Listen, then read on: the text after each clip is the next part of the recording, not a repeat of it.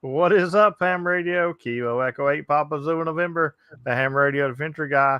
Thanks for stopping by, your one stop for everything Adventure Radio. It is Wednesday, Hump Day. That means it's time for the Hump Day Happy Hour, where your co-host makes sure the right intro plays. That is Hump Day Happy Hour, everybody. Alrighty. Before we get started on Hump Day Happy Hour, let's give a shout out to the Patreons because I'm going to say out of this whole entire list, none of them guys would have not known that this wasn't shenanigans. Besides maybe Dan, you guys are awesome. Also, big shout out to the YouTube members. They are green in chat or blue if they are a moderator, and the ever changing board with no changes once again. What is up, Mister Shenanigan?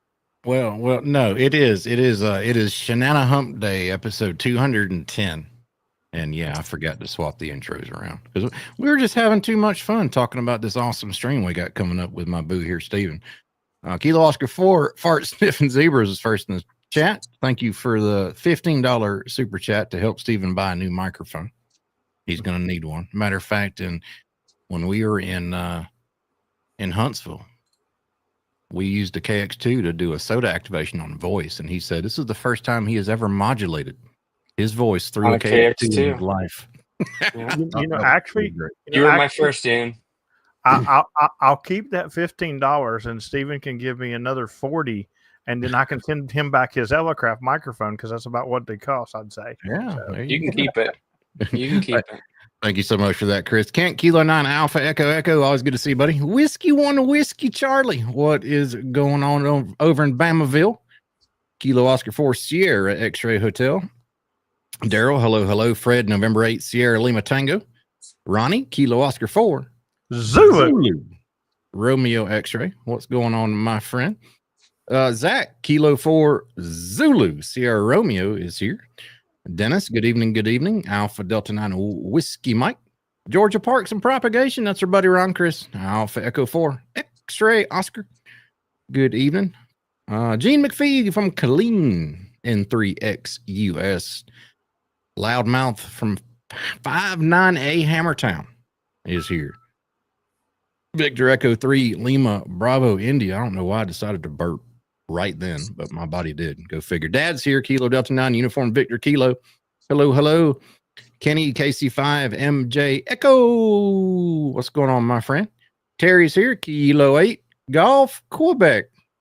You probably heard him in a pileup or two, I'm sure. Martini's here. Whiskey Delta 4 Juliet Mike. Andy Cowley, always good to see you, buddy. Gary Graham. Jason's here. KQ4 GPT. What's up? Bob is here. Kilo Oscar 4 Zulu India Kilo. Aaron, KQ4 Hotel Zulu Kilo. Man, there's a lot of Zulus. Good Lord, I'm loving all these Zulus. Brent, November 4 Bravo Delta Whiskey. Going on. Josh, Kilo 4 Lima India. Says Victor. That's right. We are here with Victor. Kilo Oscar 4 November Lava. Likes to modulate D's on the grill. The smoking POTA is in the house. Whiskey at Echo Romeo, Liz and Fam. Mike Roberts, the PP man, KE8PTX. The 0.5 watt wonder from Ohio, Pete, KN8PPY. Mike, 88KB. And that about rounds out the list. But yes, Josh, we are here with Kilo Delta 9 Uniform Delta Victor. Did you really just say that KN8PPY was from Ohio? He said listening from Ohio. He might be listening from Ohio, but he's not from Ohio. Well, I meant where he is not right now, physically. He's from West by God. I know where he is, but he's right now. He was in New York when he hunted me today. He's right. doing some moving. That is right. Let me throw some names here on the screen in case everybody doesn't know everybody, which I'm sure everybody knows Steven.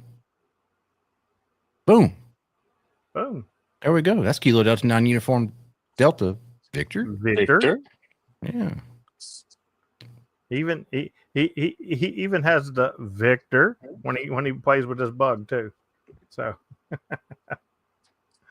I've been enjoying that. That's been fun. It's pretty funny when he comes in because that's all I Victor.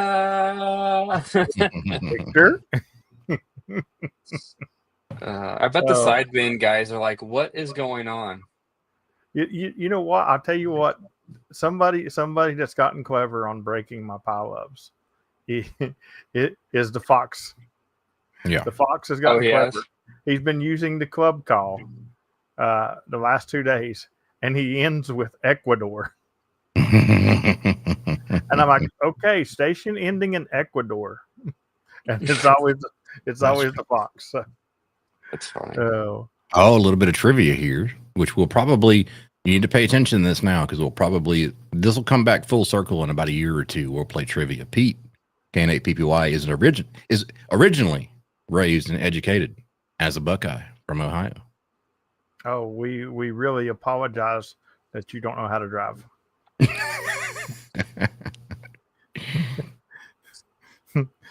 The lane on the left is for passing, Pete. That's right. The lane on the right is for driving slower. Absolutely.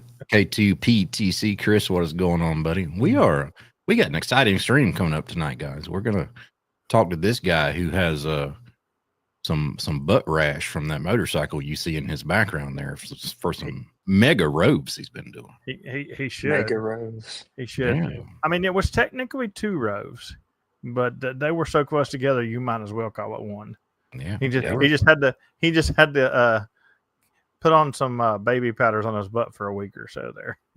And make time for an oil change between trips too. That's right. That's pretty bad when you're on a rove.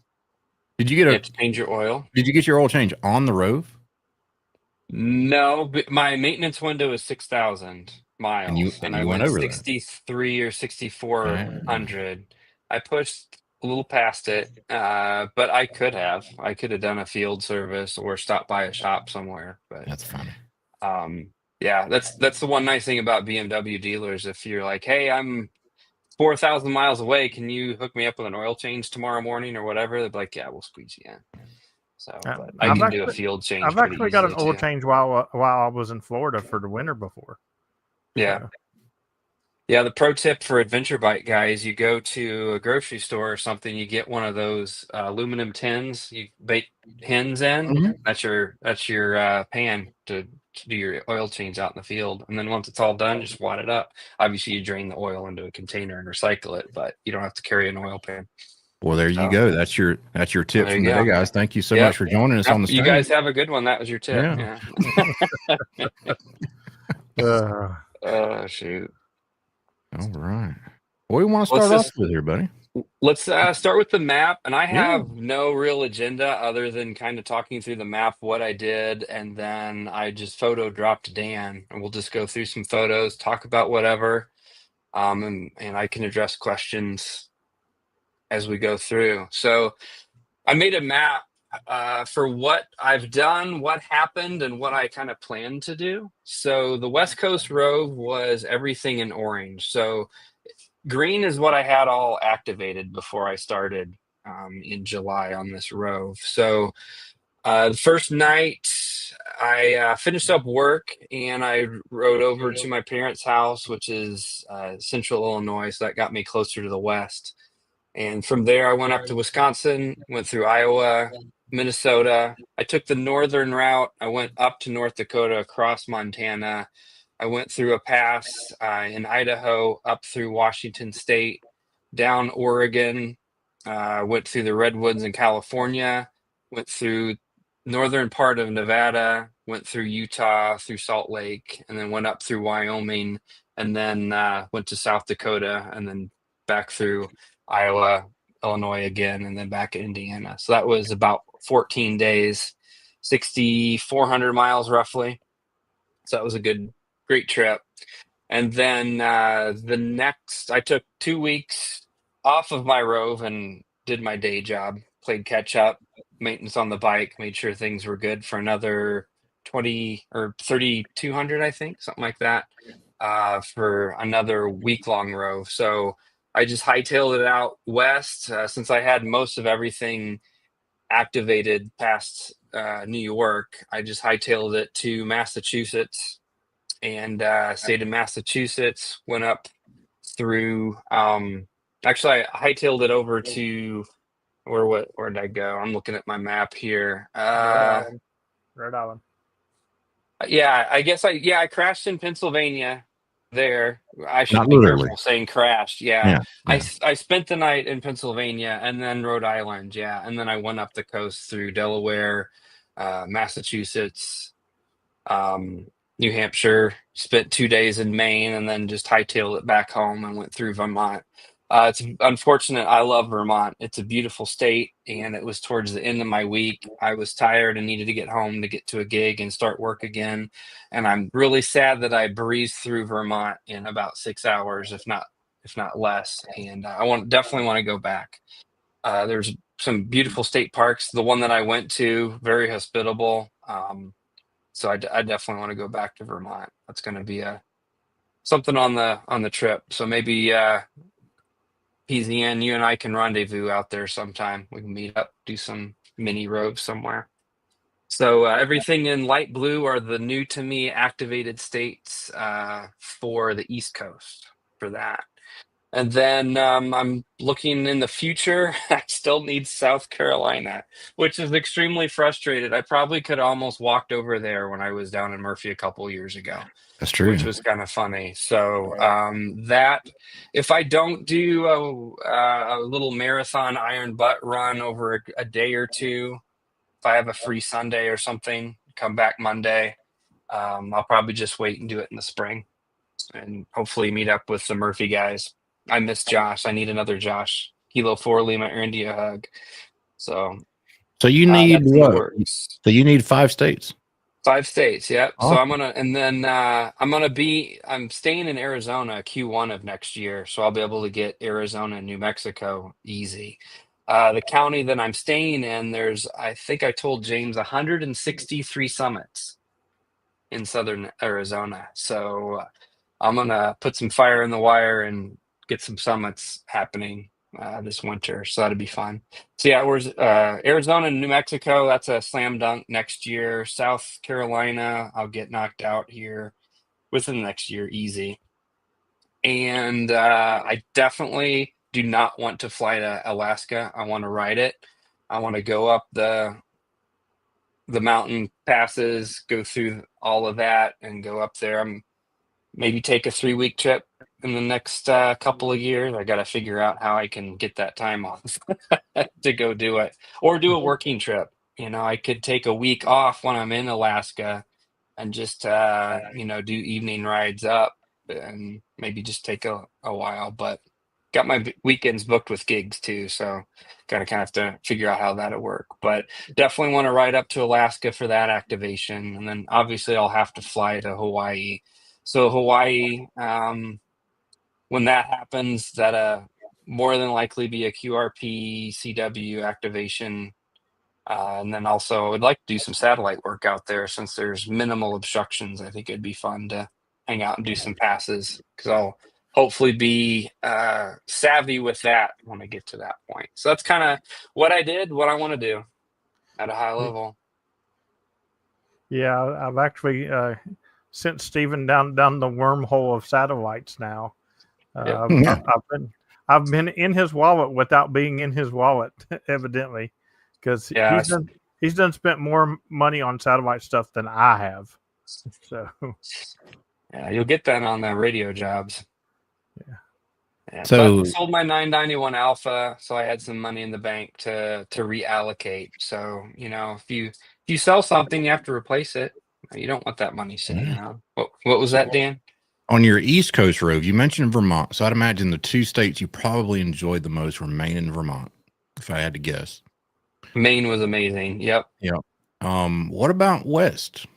I mean, I imagine the redwoods in California were absolutely stunning, but what sticks out? I have a great story of the redwoods, and when we go through the photos, I have some visual aids of some aftermath of what happened, which was pretty fun. So, East Maine by far my absolute favorite. I just love the vibe. Everything slowed down and smelled way better as soon as I crossed that border. It smelled very similar to Colorado, where you have all the trees and a lot of pine, and it just was nice and fresh and cool. And it wasn't an absolute rat race like it was in downtown Boston. That's another Yeah. story I'll get into as well for that. But yeah, Maine for the East and Oregon and Northern California. I really enjoyed. I think Oregon was probably my number one state out there. Again, slower pace. I guess I like trees. I don't know. It was just nice and cool. There's a lot of adventure bike opportunities out there too, and I'll get to that as well through there, because I did a detour out of Wyoming back to Idaho and met someone. So it's gonna hook me up with some travel, so it'll be good times. Shout out to Eric KY or KH6W India. No, I've been watching his. no. That's 9 Victor 1 Echo Oscar. Okay, 9 Victor 1 Echo Oscar. Yeah, Yeah. I've been watching Yeah. his videos on satellite stuff, and it's pretty awesome. I pretty much have mimicked his rig that he posted on YouTube about 3 weeks ago. So Oh, the one with the looking chest forward to thing that. that flips down. Yeah, that is awesome. Yep. I saw that. Yeah, I'm actually. I bought. It's only $10. It's the chest rig piece. It was $10 that you can attach to anything. And I have a sling bag that already has the mollies and everything. So I'm actually going to try repurposing that from a QRP rig. Give it a shot. See what I like, and kind of go from there. So yeah, it'd be fun. Yeah, you'll have to send me the link to the chest thing you got if you like it, because I don't really like the straps that I've got on mine. Okay. That could be an episode of shenanigans. Yeah. Oh, Bob wants to know if you're staying in Pima County. Nope, Yuma County. Yuma County. Yep. So cool. Well, let's fire up some photos. And So we're ready to start see. off with the West Rove, and it looks like the first one is a big hunk of meat. It is. So part of this is going to be not only did I do a POTA rove, I did a food rove as well. So anything west of me, I sought out multiple different forms of steak. And then east of me, I sought out multiple forms of seafood. So I'm all about the destination. So I was looking for good restaurants, good food, and good POTA spots, and that was my priority. And then obviously somewhere safe to stay, whether it's out in the middle of nowhere or Hampton Inn somewhere. So that was out. That's a good old grass-fed Iowa raised steak. So in the middle of nowhere, which was good. So Looks good. that kicked off the rove quite well. We can keep going. This is my first activation out in Iowa, and just a little park just set up. And this is where I learned. So PP kind of kept me on track as far as, parks and stuff, because I didn't plan. I had an idea on kind of general areas on where I wanted to go, but I knew how I rode my bike and how I traveled, and I kind of just wing it. My only goal on the West Coast trip was to check all the boxes on each of these states. And then also, I just wanted to ride my motorcycle across the Golden Gate Bridge. That was my 2 goals. And so PP and we talked multiple times a day, and we picked this park. And I learned quickly that I don't want to have anxiety right before Zulu. It was like 20 minutes, 30 minutes before New Zulu. I was wanting to get on the road, but I wanted to get this state. And it was at the beginning of my trip, so I didn't know how much time I was really going to have, because, those states get fewer and far between as you get further west. And so a key takeaway here is I tried to schedule my activations or my times on where I was going to be at parks at that next state. I usually try to get it after Zulu, or I do it first thing in the morning, and then I have all day to crush those miles. So you went on a 6,800 mile, numerous, like how many states? Like 10, 12? 1, 2, 3, 4, 5, 6, 7, 8, 9, 10, 11, 12, 13 states. So I did 13 West colonies. 13 states, 6,800 miles. And you didn't really have a plan of what parks you were going to hit. You just said, if I run across a park in a new state and I see the sign, that's the one I'm going to get. Usually I would plan the following. I would plan the next day the prior evening. So when I'm collapsing in my hotel room or in my tent, if I had cell signal, I'm scrolling to kind of see where my neck, because I would usually go 500 miles a day. And that's typically what I would do when I was living in Colorado as a weekend warrior. So I would just kind of look at what parks were on that route and just kind of go from there. So yeah, no plan. I would have a couple that I would write down or have a note, and I'd kind of do some recon because James is all about planning because gates are closed, parks are closed, have to have a backup plan, which I had a heck of a time finding something in Massachusetts. We'll get to that when we get to those photos. But yeah, no plan. That's absolutely insane to do it with Yeah. almost no plan whatsoever. The other thing that's absolutely insane, I don't know, I think PP Man may have mentioned it in the chat. Yeah, he did. This was all QRP. All QRP. So yeah, go out west, run some CW QRP, and that'll make you a man real quick. It was an experience, and not only was it QRP, low power, and I rarely went above 5 watts. There was a couple times where I was just over it. I think I'm done with this, and I just wanted to push as much as I could. So I did 10 every once in a while, but I never went above 10. So yeah, for the most part, it was fine. So you do realize now that when you were getting to these parks 30 minutes before Zulu, you wouldn't have been stressed if you wasn't doing that 5 watts, right? Yeah, right. Maybe not. Those conditions were kind of crazy, and it's further out west, you just don't have the density. Like if I was on 40 meters, but yeah, I could do 20 or whatever. But yeah, no, I'm aware. But the thing is, I was living off my motorcycle for 2 weeks. I can't store a lot of stuff, and I'll get into. I have some photos of my power solution and that kind of a thing that I'll get into. This was at Theodore Roosevelt National Park, which was really cool. That one, PP encouraged me to just try to squeeze in and get a site. All the national parks, they're understaffed and they're also just super busy, and you have to plan ahead when it comes to booking a national park. So this night actually made me realize that I need to schedule things out. Like as far as if there's a park that I really wanted to go to and camp, I really needed to plan ahead. And so I took that takeaway, and when I went to Acadia on my East Rove, I actually booked something, and that was my main anchor point for that midweek to get to for that. So that was something to look forward to. So we can flip through the next. I think the next one's the same one. Yeah, my bad. And that's just Theodore Roosevelt Park out in Montana, and beautiful park. Got some good contacts there. If we we can. No. If we take a closer look at this, there's a Ham Radio Adventure Guy sticker, I believe, somewhere. Is there? No. We need one. We need one on the bike, man. Look at this slacker. Well, I talked to PP about this because he's all about his Dirty Duck QRP. The bike, all of the stickers on it is associated with my adventures and destinations where I've been. So so this is a fun story. The place with the helpful folks. Yes. So I'm going 80 miles an hour on an interstate in Montana, and I have my phone, and I see something fly past my face. It's on my a mount. I'm like, that's weird. And I see my phone flopping like this on the mount, going 80 miles an hour.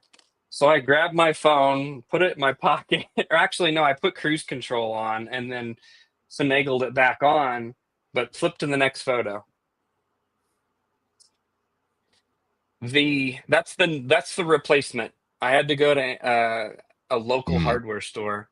So on my RAM mount, the rubber piece was worn out so much of all of my writing and me squeezing that one to put the thing on, it dry rotted and flew off. And that was the key one to hold everything together. Wow. And so almost lost my phone 3 days into my trip in the middle of Montana off the interstate. So before I went to the hardware store, and I forget what city I was in, but it was very populated, and I called 4 or 5 different motorcycle shops, and not a single motorsport shop had any of the ram mount stuff, which sucked. I would had to have bought the entire kit for $90. I'm like, I don't need that. So I embraced my inner James Walker and went to the hardware store, and I just went rummaging through all the things, and I got a rubber stopper, and I bought two because two is one and one is none. I bought two, and Just I in had case a the other guy. side flies off. What's that? Just in case the other side flies off, right? Exactly. So a guy had a really nice sharp knife, and we just stabbed it both pieces, and I just shoved that on until I got a replacement. So I actually went to this BMW shop in Oregon and picked up some stuff, and they had the rubber bits for like $6. So it was Nice. awesome. So that was fun. So always be prepared for, whatever. This is in, where am I at? That's Montana, actually. Beautiful little park. And just did a QRP activation. That I think I was early enough to do pre and post New Day. I was able to. I had some confidence that I was almost to Idaho. Had enough days that I didn't really have to crush as many miles, so I started to relax. I stressed PP out so much because he would always be on the phone with me. He would check in because he's just curious on where I'm at, and I would tell him, "Well, I'm going to be here at this point." He's like, "You're going to get in at like 1 o'clock in the morning if you do that," because he knows that area. One of his sons is in Montana, and I'm like, I gotta get to the coast, BP. You don't understand what I'm trying to do here. And so I was starting to slow down there a little bit, which was fun. Ooh. So, and then I had a great steak in Montana, and it was funny. I didn't have a place to stay. It's 8 or 9 at night, and before I ordered the steak, I asked the waitress of where's the restroom. She's like, "Well, it's across the hall and across the hotel lobby, and we just share them with the hotel." I'm like, "There's a hotel here?" And it's a really nice restaurant. So I talked to the chick in the front desk. They had availability, but they were really proud of their rooms of like 370, I think, a night. And I'm like, "Come on, it's 9 o'clock at night. Can you work me a deal?" She's like, "Okay, we'll do like 340." Like, you can keep that room. Thank you. Come Did again. Did she say, "But we give you clean room"? We give you a clean room. No. Was it attached? Wait. Was it attached to a Mexican restaurant by chance? No, it was No, it was attached just to a a steak steakhouse. restaurant. Steakhouse. It was just a steakhouse. No, there was not a Mexican restaurant the other. So, so I go back, and they gave me the wrong order, so it bought me even more time. So I got on Kayak, and I booked a room there for like $180. Oh my god! So I went back to the chick. I'm like, "All right, check in for Walker," and she's like, "What?" I'm like, 180 "Yeah, cheaper here." Yeah, it was funny. So yep, it worked out well because I was exhausted from riding all day, and so I was just fat and sassy. And I literally was able to pull my bike around back. I filled it up that night because there's a gas station right there, and I just waddled in my room and passed out. It was very odd though. It had no windows. The room, zero windows, which was odd. Never been in a hotel like that, but whatever. This is my power solution for the most part. Because I did 12 and out, and I was running 5 watts, and I have a couple of small 3 cell knockoff batteries that are, it's the same as the stock ones in the KX2. I have 2 extras, little 9 volters, worked great. But I had the Bioenno, and so that is the DC to DC charger from that Bioenno cells. It charges at 3 amps, so it charges that battery easily within a little over an hour if it's completely flat. And I just put a power pole connector on that because it comes with a cigarette lighter plug, and then I have a pigtail that goes from my battery tender outlet to power pole, so I can plug anything power pole related into my bike. And so I just fire it up, make sure I have 14.4, plug that in, button everything up, and I time it where I have it plugged in, and I know I'm going to be riding for a good hour and a half, and I'll just putting it all in, button it up, and ride. And when I'm done, I open it up. The screen says 0 amps, means it's fully charged, and we're good to go. You can't say power cord. He's already commenting before I could say it. I was going to say XT60. Somewhere PP Man is throwing stuff in his house, getting mad because you're saying power pole. I know. Then he commented. Okay, so I was going through these pictures before stream, and we were wondering, there has to be a story behind this for you to include it. Yes. Yep. So the park I did in Idaho, it's at, you know how Idaho has a little panhandle? Yeah. I went across Lolo Pass. And so the night before, when I'm in my hotel room, I knew I didn't know if I was going to go back through Idaho, and I had a limited sliver to do. And so I was going through this pass, and I was trying to find some really neat curvy roads to do. And I'm like, okay, well, a pass is cool. But then I'm like, if it's a pass from my Colorado experiences, there's no cell signal. So, and this was kind of before I didn't have my handy talkie to do APRS, and I didn't have the new app that we can do for satellite spotting. So I'm like, whatever. And so I told PP, hey, I'm going to be at this park at this time. I'm going to try to do it if I have signal. Listen for me if you can. And I get there and I walk in. There's a visitor center on this pass. So usually there's just the sign, the pass, and that's it. But I crested the pass, and there's this beautiful visitor center. I walked in, and there's two little old ladies at the desk, sweet as can be, greeted me. She's like, there's hot cocoa, there's coffee, there's tea, there's free Wi-Fi. I'm like, excuse me, what? She's like, yeah. And I'm like, does it work outside? She's like, not really, not past the door and the one bench. I'm like, okay, well, I'm just wanting to do some radio. If I can at least get a little bit, that'd be awesome. So I was able to get on their Wi-Fi, and there was a couple picnic tables in the parking area, and I checked it's within the park boundaries.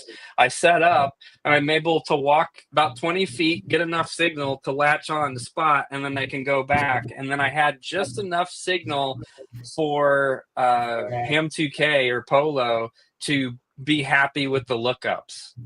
That's great. To crank through my stuff. So I was able to activate that pass. So that was, at that point of the trip, that was kind of my highlight. I'd just be able to drink some coffee on a pass, talk to little old ladies, and do that. So that was really fun. And see, that's why you QRP guys like radio, because it makes your life easier. You can actually go 20 foot and spot and come back to your radio, and you still got to call CQ 4 times and stuff like that. I don't have that. I don't have that luxury because I say is this frequency in use, and I have a pile up there. Right. Yeah. And what Pete said earlier, he said that there's got to be a thrill making the QRP contact, especially with what Dan's doing with the wheeled antenna. Now, with the wheeled antenna, I can understand it, but honestly, I don't care if I'm using, a 10th of a watt or 83. All the contacts are equal to me, and it doesn't matter to me. I don't get that QRP excitement, and I don't get that QRO excitement. I just want to make the contact. So myself. I've actually, we'll put a pin on this photo for a second. Actually, I kind of got in with it with PP at one point because he's been giving me a hard time on busting out my 710, and I'm doing 50 watt CW activations. He's like, "That's just a slam dunk," or blah blah blah. I'm like, no, it's an inverse challenge where I have to struggle because me pushing 50 watts, more people. I'm doing the heavy lifting a lot of times, and I'm going to get more people. So that's more challenging to listen to pileups. Like last night, I did a 50 watt activation. I had a really good throw on an inverted V, and I'm just ripping it. And it just sounded like FT8. And it was a fun challenge. It absolutely is. I can guarantee it because I don't even use that much on CW. So I'm either using 5 or below on CW, or I'm using 33. When I'm using 5 or below, I don't have that FT8 noise. I don't have all that stuff. It's really easy to do CW. When I spot with 33 watts, it is like you just turned on FT8 on the frequency because it's just constant. And so, Yeah. yeah, I understand exactly what you're saying there. It's definitely you're doing the heavy lifting because you have to decode all that stuff through all the garbage. And Yep. You know, And then once that pile up kind of dwindles down, then you hear the weak stations. And so then that's when it gets kind of fun because you're challenging your copy ability because it's super easy if your S meter's hitting 9 and you're hearing everything really clear. But if you're in the noise and you're like hearing just a little fluffy call of some sort, you're really challenging your copy, and so that's fun for me on occasion to do that. So it's fun to me doing QRP every now and again, but I couldn't do it all the time. Like one of my most memorable and most favorite activations is when I made 14 contacts running a milliwatt. right, I thought it remember was that. great. I mean, I think that was Yep. an awesome activation, but I'm not going to do it every damn day. I'm not crazy, Right. Yep. Yeah, no, for sure. But on the bike, my priority wasn't to stack up the keystone. It was to check the box for the state Yeah. and move along. So yeah, this is Idaho. Beautiful. It looks very similar to Colorado, in my opinion, in the areas that I went. So we can kind of flip through to the next one. I only dropped my bike once, and it was to take this photo. So me, 160 pounds soaking wet, had to lift a 700 pound loaded bike from it being sideways. And I timed the drop perfectly. No one was around to see it or to help me. And I got it back Or to up, help and then you. another car flew Yeah. by. So that was good. This is Washington State, state park out there. And so that was a fun little activation as well. Watch the sunset off of the river. A lot of fun. A lot of fun. Next one, you can see the sunset. So I'm going to agree with Pete on this. Hunting QRP is the greatest photo challenge for him, and I agree with that. Hunting at QRP is absolutely a challenge because you've got to try to beat all the big stations and stuff. And Pete is very good at it and gets in there very well. And I love doing it activating, but the problem is I'm alienating a lot of hunters that do not hear me, and then I'm getting a lot of flack because of it. So that's why I like to do the QRO better because I'm not going to alienate all those people. But I really enjoy getting out and hiking and doing QRP activations. And that's why I like summits. 90% of my summits are all QRP CW. What's funny about that is you actually won't get any flack. But if you mention your QRP in your spot comments, then you'll get the flack. Yeah. Because if you don't mention it, everybody will think, oh, just the propagation's bad. Looks like you're taking a nap here by the river. Yeah, man. This is Oregon. And so that was my Oregon park. It was really cool just by a small river. And there was kind of an event of a bunch of kayakers going through, which was kind of fun. So one thing I've learned is I really need to be strategic where I place my gear, especially if I'm doing. I didn't have any verticals. I just had my wire antenna and my POTA 20, and so I took up a lot of space. And so I had to always kind of strategize. Okay, where can my antenna go that's going to be either visible for people not to run into it, or out of the way for people not to run into it. So I was able to just go down the water line between the two drop-off points. This is the coast of Oregon. Absolutely beautiful. And the next shot's even better, in my opinion. That coast is amazing. If you zoom in, there's just big boulders out in the ocean. It's just wild. Those are like small islands practically. That is crazy. So crazy. It's just gorgeous out there. It was amazing. Absolutely amazing. So that is Highway 101, not to be confused with Highway 1. So 101 is the equivalent to the famous Highway 1, but 101 turns into 1 at the San Francisco Bridge, or close to it. So it's the equivalent of the north side of 101. All right, so here's where it gets fun. So I met a new friend, and I feel like the universe kind of helped provide on this night. So I was always winging it. This is a state park. Right before the other photo, the sun's obviously starting to set. So this is the same evening. And actually, this is the morning after because it's coffee, but we stayed here. So I'm on the coast watching the sunset, called Pee-Pee, freaking out. It's absolutely beautiful here, breathtaking. I'm like, Pee-Pee, I need a place to stay. Where am I going to stay? So he does recon for me, and he found the most northern California state park for me to go right off of 101. And I was losing daylight fast. So I get to the park, and there's a sign over the permanent sign, there's a temporary sign over the permanent sign that says online reservation only. Underneath there, it's like the walk-in thing. So they weren't allowing any walk-ins. And so I barely had signal. I'm looking through reservation.gov through the state park trying to figure out if there's availability. There's nothing. So here I hear this Ram truck with its suspension.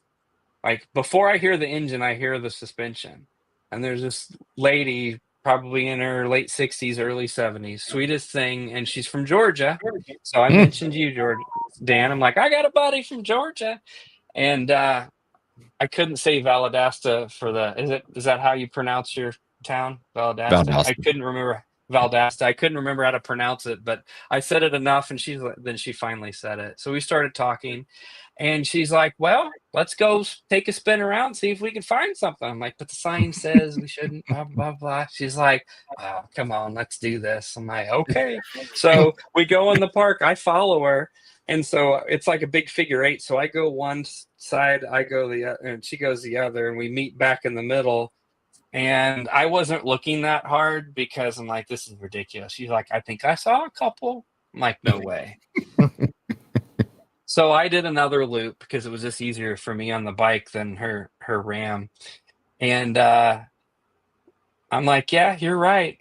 And so I went and I looked, and so that sign actually at the other, like the shower house or whatever, where you do your payment in the park, it actually showed the instructions and the tickets and everything. So I fortunately had a pen, and I packed cash for this exact moment.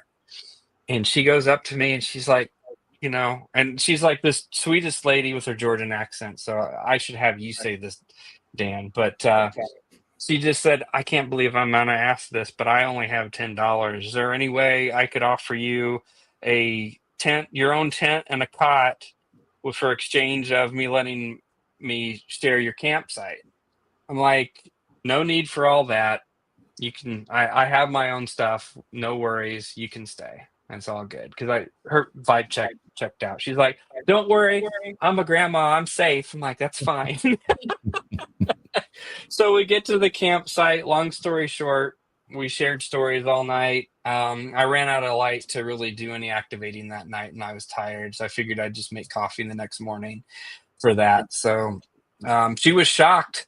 She turned around and I had my tent set up, my mattress and everything. She's like, you packed all that on your bike? That's why I offered you a tent. I thought you were just going to sleep on the ground. I'm like, no, I'm fully kitted out here. She's like, apparently.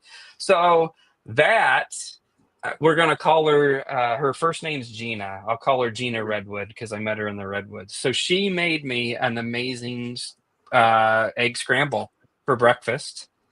And I made her pour over coffee, Dunkin' coffee. So I was able to have breakfast, do my activation in my first California park. Miss Gina Redwood, she hung out with me, and we had a good time. And she was traveling for work as well, and we exchanged numbers, and so we're constantly sending photos back and forth of our different adventures because she's pretty much an older version of me of just doing random stuff. What were you going to say, Dan? I said, and she was not a serial killer, so that's a plus. Yep. She, not a serial killer, was not absolutely. Bob had a question about your Oregon pictures. Where were those taken in Oregon?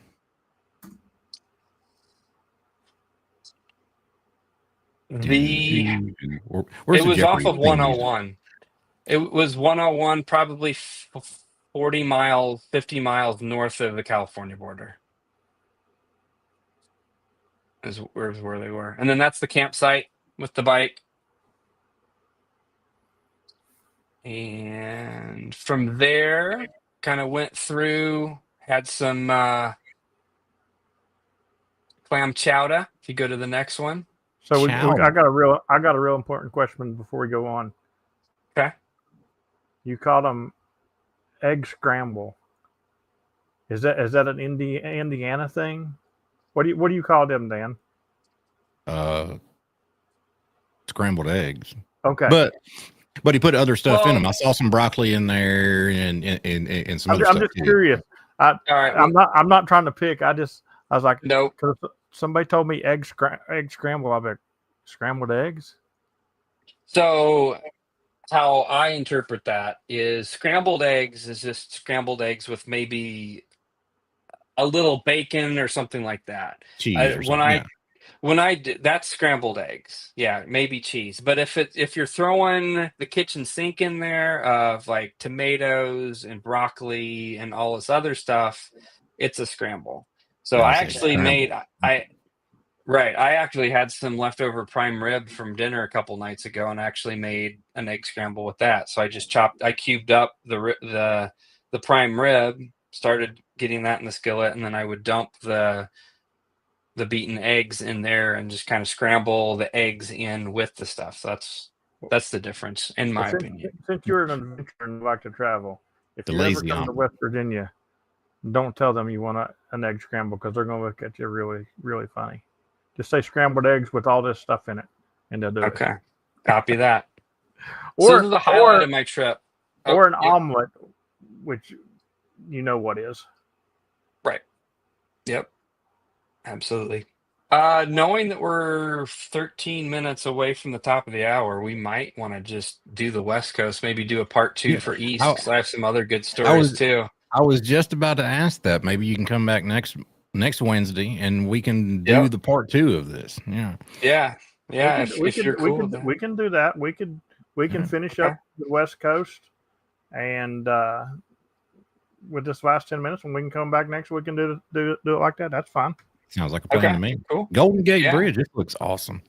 Dude, it was amazing. So went there and took a couple photos. I was trying to get a good photo op with the bike and everything, but it's just there's so many people. And so I just took a couple in the parking lot and kept on going. Good selfie there. So that's why I rode 3,000 miles right there. That photo right there. I'm like, I'm gonna do it, folks. And so 6 lanes of traffic later, across the bridge, and then Dan, zoom in right in the middle. Right in the middle. Get it, girl. Get it, boo. Boom, right there. There she is. Yeah. That is awesome. So that was awesome. So it was a lot of fun going through that. It was a lot less scary than the Washington Bridge in New York, but that's for next week. Stay tuned. You know, nothing on me in my head makes me want to ride a motorcycle on a 6-lane bridge. And that's what you went there specifically for. You have to be a special type of QRP to do that. I mean, you know, I ride a mountain bike down a sheer cliff face, but nothing about me wants to take a motorcycle across the 6-lane bridge. That's funny. Go back one real quick, please, Dan. So I only packed. Terry would be very disappointed in me. I only packed 3 or 4 sets of underwear, 3 or 4 sets of shirts, a couple of basketball shorts. And so I actually did laundry in my hotel room. It's like a dry bag, and it has kind of agitators within it. And so I'm actually able to do laundry in the hotel room, hang everything on my throw line. I would have throw line across the hotel room and I would just have everything hanging overnight. And then things were still a little bit moist. And so I just kind of laid it across my bag and then did the thing to dry them out. So that was fun for that morning. We could Yeah, flip on next. Yeah, you should have tuned up the bridge. Yeah, we could Yeah. have. And, This is and Lake Kyle Tahoe. wanted to know how much the toll was. I want to say $10 or $20. I have yet to get my mail to go see how much it is, but I think it's like $10 or $20. Is your mail still going to Texas? Well, remember, I'm a full-time RVer, so everything goes to Texas legally, and then I get it forwarded. I get my mail forwarded once every month to 4 months, depending on what scans I need. I have all my mail scanned, You're going. the You're going to envelopes, go. so when You're there's going to something go to renew important. your license, and your license is going to be revoked. No, Texas doesn't care. It's all good. So, The DMV will say, "You uh, remember that time in California?" yeah, yeah, too That is funny. that is a big old pine cone. It is, yeah, and it was funny. I called my dad after my activation, and he reminded me of the story that I've heard since I was a small child. When they took a month trip on their honeymoon out west, and they went through Lake Tahoe. And as a kid, I always would find these big, huge pine cones in the basement. I'm like, Mom, why do you have all these? And she's like, that's from our wedding or our honeymoon. I'm like, okay. And so it was actually from this state park, this exact same park. So it was kind of cool to see the pine cones there. This is Amazing.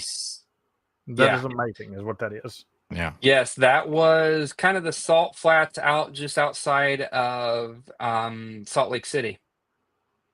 And I actually boondocked. I think this was another highlight for me. I rode up the side of a mountain outside of Salt Lake City, and I camped for free, and it was the best night's sleep ever. And that's the sunrise. Yeah, that's the sunrise the next morning. And made my coffee, had my little QRP activation. And that bag there that's sitting there on the left-hand side, I mount that on top of my motorcycle, and that has everything for camping. And I actually have, it's called a steel core strap, and it goes around it through the frame of my bike, and I just keep it on my bike. If someone's really gonna want to steal it, they'll find a way. But if I go into a hotel room or something, I just take my two bags out of my side cases and go in, or just the one, and I just leave my camping gear on it, and I just put a cover over my bike. So that keeps things really nice and organized, which I kind of like to go through that whole thing at some point too, just how I stay organized as well. But we're running out of time. So this was obviously an activation, POTA 20. The ground was so hard that I couldn't get any form of a spike. You couldn't do a railroad spike, let alone a PP spike. So Yeah. I just kind of nestled it around my bike and found a couple rocks and got my mast and did my inverted V. And so that was pretty awesome. I felt legit, got some good dirt and grit on my bag, so looking more legit. And then part of adventures is you got to stop for ice cream, right, Daniel? Absolutely. So it was kind of like, Wall Drug out west where they have signs all over the place to go to Wall Drug. Bucky's does the same thing. Well, this little dairy farm caught me. It's like homemade churned ice cream, and it was for multiple miles. I'm like, all right, if their signs are good enough for me to get there, I'll check it out. So flip to the next. That ice cream was two massive scoops, and it only weighed a couple ounces. It was just so nice and just light and fluffy, and it was awesome. So it was just a great thing. All right, we got 6 minutes. This is Tetons, and I did an activation there. The next photo is the money shot. Boom. Just absolutely breathtaking. Breathtaking. We can kind of just flip through two more little wide angle on the next one. There we go. Just magnificent. I think the elevation on the Tetons are, well, they're at least 10 because there's no vegetation. So probably even higher. They're just gorgeous. So, yeah. All right, the next one, we'll do a plug for this. So I go into Jackson Hole, Wyoming, because that's kind of where the Tetons are. I didn't realize that's where the rich play, and I didn't have lodging at all. And so I go back into town, and hotel rooms are 300, 400, or they're minimum $400 a night. Like, I have the 400, but I'm not spending that. So I was able to find a room out in Idaho. So I backtracked 2 hours. I rode through the Teton Pass at night at 11 o'clock at night to get to a $200 Hilton versus a $400 Hilton. And I eyed this bike, and I'm like, sweet, that's the new version of mine. Took a photo, went to bed. Went the next morning, and I'm eating breakfast, and the guy that was writing it was there. I started talking to him, and he does motorcycle tours, Pack Moto, out of Oregon. And so, quickly, long story short, I booked a 2-week trip with him. We're going from San Diego down to Cabo, San Lucas. It's a 2-week trip, 2,000 miles, and I'm going to do that in February of next year. So ran into this guy doing that. It's awesome.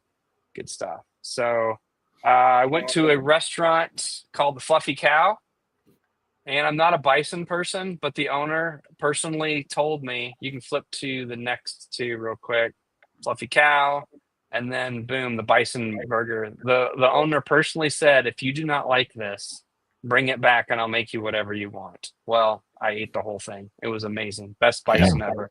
Looks amazing. Yeah, flipping through, nothing too exciting here. Rode through some chip and tar. Next one, I spent the night in the Sturgis area. That's how I had to do my parking tag. That was fun. That's a chair for Terry. Just wanted to show him that. The next one, I got really efficient at my hotel load in and load out. That's all I brought into the hotel every night at that point. My tank bag, my one side case bag, and that's everything I need for the hotel. And then to top it all off, I have three more photos. This, you guys, Dan, guess what this is? It looks good. I don't know what kind of, is it beef or bison? This is bison meatloaf. That's better than Viking meatloaf for sure. It was so moist and delicious. It was fantastic. Yep. And it did not taste kind of gamey like bison. Yeah. And just another shot of the bike. My last dinner or my last lunch before getting to Illinois and Idaho or Iowa. And then that leg of the road, 6,400 miles roughly in 14 days. That is absolutely insane. That's absolutely awesome. And, you know, the big thing everybody should take from this, you know, not only is it just an awesome trip and how in the world he sat on a motorcycle for that long, I don't know. I can do that trip, but not on a motorcycle. No. But the thing you should take from all these pictures is POTA takes you places that you would have never been. And you see things that you would see things and do things that you would never do. So, I mean, absolutely get out and do POTA and enjoy life because, you know, POTA's about having fun. Stephen, I'm not going to tell you how to have fun. If you want to ride your bike across a 6-lane bridge and do QRP activations, that's your way of having fun. That sounds hideous for you, but you love that for me, and I appreciate that. And you know, I'm just going to call you Chuck from State Farm and say, well, that sounds hideous. You know? Yeah, that's right. Yeah, no, I can't agree with you more, James. The fact that you can be as rigid as you want with POTA, and like I prided myself last year for being in the top 20 CW activators of QSO count and all of this. And I'm like, okay, I did that. And Dan, you probably feel that with your hunting. You get to a point where you have all this numbers and I'm always going to my twofers and have to do this and that. And this trip really reset me. It really did. And my only goal is I need to get to state. I need 12 contacts, get to state, move on, see the next one. And PP was stressed. He's like, you're not even seeing anything. Well, to be honest, I saw a lot of different things and I got the Cliff Note version of the West and I know where I'm going to go back and double down. I know I'm going to spend more time in Idaho. I fell in love with Oregon. I love that part of the country. And so I was able to experience a bunch of different things. And POTA obviously took me to some really nice areas to see. So I'm really Dude, looking forward you're gonna have a to go. blast in Arizona, especially doing Off. summits. Especially Yep. doing summits. Yep. You're gonna have a blast doing that. Yeah. But No, absolutely. you know what? We're gonna start wrapping this up. But part 2 of this, if Steven is good with next week, me and Dan kind of put him on the I think spot. so. Okay. So Have to part look, but 2 yeah, of this soon if not. this wild butt rove is going to be next week. So we will do part 2 of motorcycle roving with Uniform Delta Victor. But Steven, what you got coming up? I have a DX Engineering order being delivered tomorrow. I have a Gigaparts order being delivered tomorrow. I have an Amazon parts delivery order tomorrow. I have a Armo Lock delivery on Saturday. For my satellite rig. Somebody has a problem. So what he's going to get at is this Saturday he is going to watch what? Satellite Saturday. That's right. This Saturday he'll be watching Satellite Saturday because he has went down the rabbit hole with me now, and it's going to be a lot of fun, man. It's a whole lot of fun, and you know it's new stuff to cuss and throw stuff about, and you know all that good stuff. So it's a lot of fun. I'm looking forward to the fact of like it's an easier antenna deployment. I mean, and I say that I'm hesitating to say that because you can go crazy with the booms and the rotors and everything, but hold the antenna, have your rig. You know, I'm kind of looking forward to that. So yeah, don't even get me started on the rotor. I need a new tripod because the one that I got, the guy that sells the rotors uses will not work for me. It keeps dumping my antenna and rotor, so it won't work for me. Not good. But anyway, Dan, what you got coming up?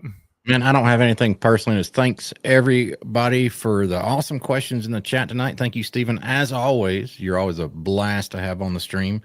Episode 210 of Hump Day Happy Hour is in the books. Join us next Wednesday for episode 211. Hopefully, we're going to have that guy right here back for the east part of his road. We covered the west part today. We are going to head over to the after chat, which James is going to talk to you about now. That's right. In the after chat, we're going to discuss with Steven when he's going to do the craters of the moon for Curtis. Yeah. And now after chat is a Patreon benefit, but lucky for you, you can head over to Patreon right now and get a free 7-day trial. But the kicker that I don't know. So this must be as hard to understand as the calls that I'm calling in a pileup, and you're not that call because nobody listens. When you sign up for the free trial, please message me or Dan and let us know so we can get you access to all the benefits because we don't know. I don't get notifications on the free trial, and that's not something I'm just searching 24/7. I search it about once a week and like, oh, look, this guy's expiring.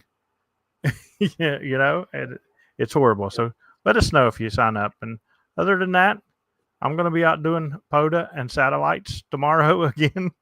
And it's a couple passes I'm wanting to work. And radio's what I do. I hope you guys are enjoying the videos because I'm putting out videos left and right now. You enjoy that while it lasts because it can't last forever at this rate. But you can see something pretty much almost every day from me right now.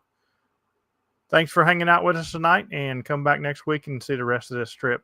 73, everybody. See you guys. 73.